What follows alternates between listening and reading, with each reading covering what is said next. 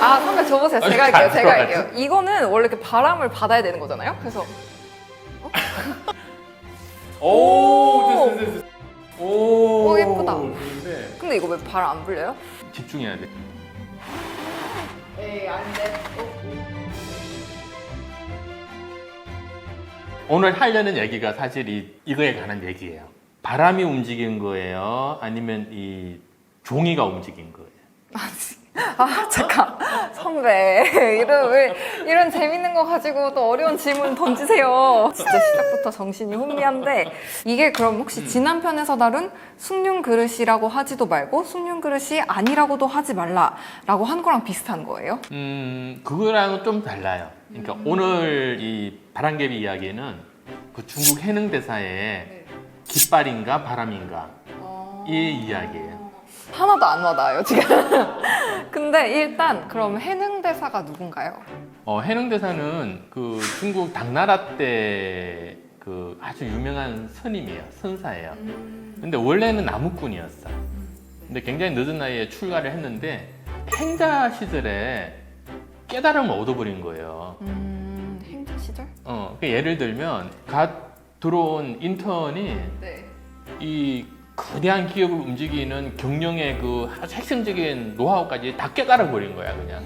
굳이 비유하자면 네네. 뭐 그런 거예요. 그러니까 그 정도로 굉장히 대단한 선사였죠.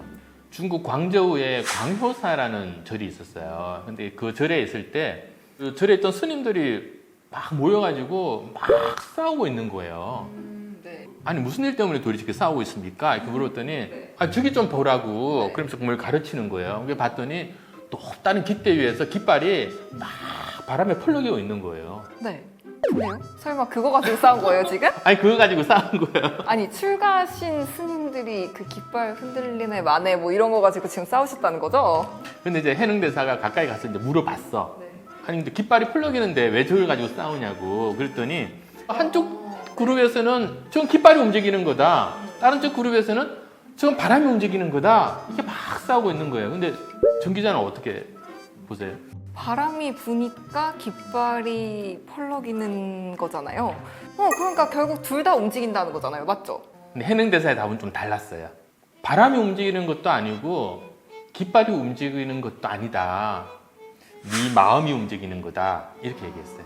여기서 또 생각의 틀을 한번 또 깨주시네요. 근데 약간 구체적이고 좀 실질적인 메시지가 있어야 될 것 같아요.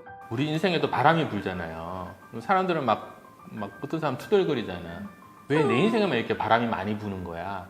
너무나 갑작스럽게 다진 돌풍일 수도 있고 거대한 태풍일 수도 있는 거예요. 그러니까 그때는 내가 너무 소중하게 생각하는 것들이 막 이렇게 물에 뭐 떠내려갈 수도 있고 바람에 날아갈 수도 있고 아니면 뭐 부러져 버릴 수도 있는 거잖아요. 그럴 때마다 우리는 뭘 탓해요? 바람을 탓하죠. 태풍을 탓하고 이제 그냥 저한테 닥친 그 힘든 일을 탓하죠. 근데 그걸 탓하면 어떻게 돼요? 좀 편해져요? 아니요, 계속 힘들죠. 계속. 왜 계속 힘들까? 왜냐면 그 밖에서도 바람이 불고 약간 그걸 탓하다 보니까 결국 제 안에서도 그렇게 바람이 부는 것 같아요. 그래서 안팎으로 이렇게 바람이 부니까 더 힘들 수밖에 없는 것 같아요. 맞아요. 그러니까 우리의 인생에도 수시로 바람이 부는데 그때마다 우리는 뭐 이 사람 때문이야, 저 사람 때문이야, 내지는 이것 때문이야, 내지는 저것 때문이야 막 이렇게 탓을 하잖아요.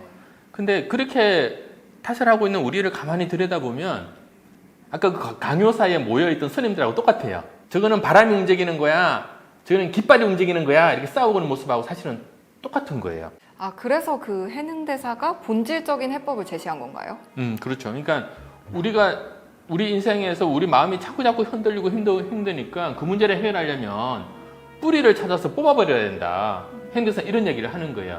그러니까 너를 흔드는 그 뿌리가 네 밖에 있는 게 아니라 네 안에 있다. 이 얘기를 하는 거예요. 행대사는. 근데 우리는 사실 보통 사람들은 주로 바깥을 탓하면서 살잖아요. 이 이야기는 이런 우리의 눈을 약간 내면으로 돌려주는 것 같아요. 그러니까 사람의 눈을 보면 우리가 눈을 감았다가 눈을 뜨잖아요. 그럼 바깥이 보이잖아요. 그 사람의 눈이 바깥을 향하기 때문에 바깥이 보이는 거거든요. 그러니까 우리는 바깥을 탓하는 거야. 그런데 해능대사는 그 눈을 이렇게 돌려서 180도 돌려라. 네. 그래서 밖을 보지 말고 네 안을 봐라 이렇게 하는 거예요. 근데 우리가 실제로 그렇게 이거 눈을 180도 돌려서 내 안을 볼 때부터 마음 공부의 바퀴가 굴러가기 시작하거든요. 불교에서는 그게 이제 명상의 출발점이에요. 그러면 기독교에도 약간 이런 게 있어요? 똑같은 게 있죠. 기독교에서는 그거를 이제 메타노야라고 그래요. 그러니까 메타는 바꾸다, 노야는 머리 이런 뜻인데 머리를 바꾸다, 방향을 틀다, 마음의 눈을 돌리다 이런 뜻이거든요. 근데 이걸 우리말로 풀면은 회개가 돼요. 회개. 다 남 탓인데 눈은 돌려서 내 안을 보기 시작했더니 아는 거예요. 이제는 내 탓이구나. 그래서 가톨릭에서 내 탓이요 이런 운동을 하는 거예요. 결국 이제 삶의 문제를 해결하는 그런 근본적인 뿌리는 이제 제 자신 안에 있다는 거잖아요. 이제 저도 눈을 안으로 돌리는 연습을 좀 해야겠습니다. 네, 선배 그러면 다음 편에서는 이제 어떤 이야기를 해주실 건가요? 코로나 때문에 저희 한국 사회가 굉장히 또 시끄럽기도 하고 힘들기도 하잖아요. 그러니까 코로나 시국에 예수님은 어떻게 했을까? 그 주제를 한번 다뤄볼게요. 진짜 어떻게 했을까요? 네, 그럼 다음 편도 많이 기대해 주세요.